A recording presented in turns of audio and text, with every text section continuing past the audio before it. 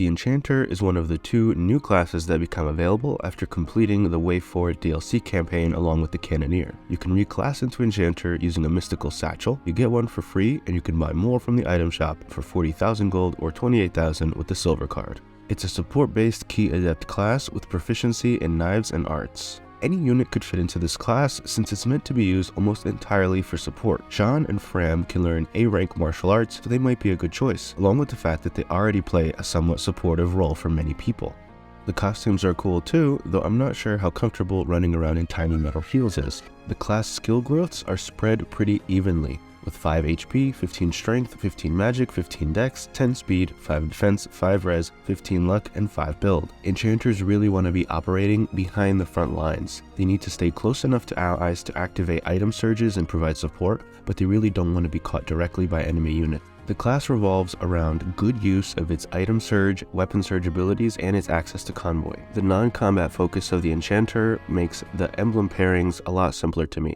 This is an easy Micaiah pick, since you get access to staves and convoy, so you can use whichever whenever you want, and Great Sacrifice is easier to do from behind the front lines, but essentially any good support emblem would work. You can give them Byleth for Goddess Dance duties, or Veronica for summoning and using Contract, or even Corrin for the passive healing and Ice Block Dragon's Vein. Weapon surges don't actually consume the weapon unlike item surges, they just make every iteration of it on the field better. That also obviously includes your enemies, so using upgraded lower level or unique weapons could become more useful since some of these buffs are really impressive. Enchanter doesn't have to always have the weapon, you can quickly trade them your weapon of choice and trade it back after the weapon surge. Buff stays for the whole battle. You can also change the current weapon surge to a new one by simply using it again on a new weapon.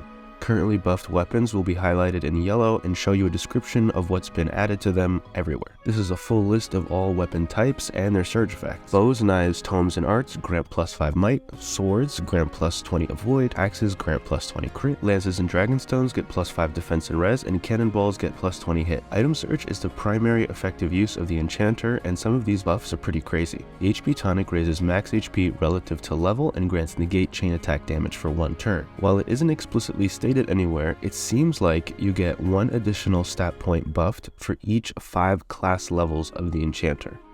Strength tonic raises strength relative to level and grants reduced weapon weight by 50%. The speed tonic raises speed relative to level and grants immunity to freeze, while the torch gives a torch effect to all of your nearby units, which illuminates a 7 space radius around them. Antitoxin's pretty boring, healing status effects for units. Vulnerary is like an AoE heal, which recovers 15 HP for units within 2 spaces. Defense tonic grants reflect physical damage, which can be pretty fun, since units will just attack you and they'll get mirror damage, and the unit with that buff will still get the experience. It will basically allow enemies to delete themselves sometimes. And Pure Water, which can be very effective near the end game, will grant you effective damage against Corrupted. The Luck tonic will give you a 30% chance to just ignore damage, while the Magic tonic raises magic and grants immunity to silence, and the Resistance tonic grants reflect magic damage taken, while the Dexterity tonic raises dex relative to level and grants immunity to break. If you're thinking at this point, hey, some of these are a little crazy how useful they could be, well, it gets better. You can actually stack these if you use Dance or Contract on your Enchanter. So I applied 1 item surge, you bring in Veronica to contract with Jean, and he can actually apply it again. You can see the currently active buffs by pressing X and going over to this enchant effect icon, where you'll see exactly what's been added to your characters. You can use this to stack multiple item searches on at least 3 adjacent characters before going in for a dive or an aggressive push. This is a full list of item surge effects. I want to give special shout out to the meal, which guarantees survival with 1 HP. So it basically gives you holdout plus, and the elixir, which fills unit and adjacent allies engage meters by 2. So if you have a stack of 3, you can essentially re-engage everyone that's around you.